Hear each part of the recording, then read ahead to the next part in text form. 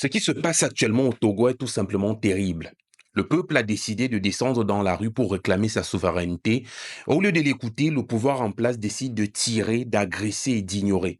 Selon des sources officielles, il y aurait déjà quelques décès et plusieurs blessés. Mais pour que vous compreniez bien la situation, voici le contexte. Faure Gnassingbé, l'actuel chef du gouvernement qui a déjà fait 20 ans au pouvoir, après que son père avant lui ait fait 35 ans, a changé la constitution togolaise l'an dernier pour faire passer le Togo d'un régime présidentiel à un régime parlementaire, faisant de lui du même coup le président du Conseil des ministres et supprimant par la même occasion la limite de mandat, devenant ainsi l'homme le plus puissant du pays, et ce à vie.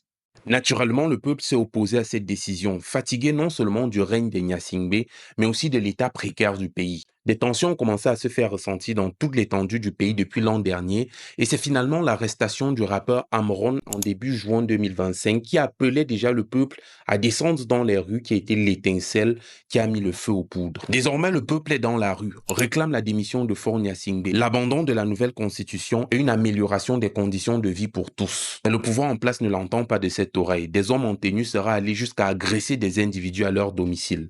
Ma question est la suivante.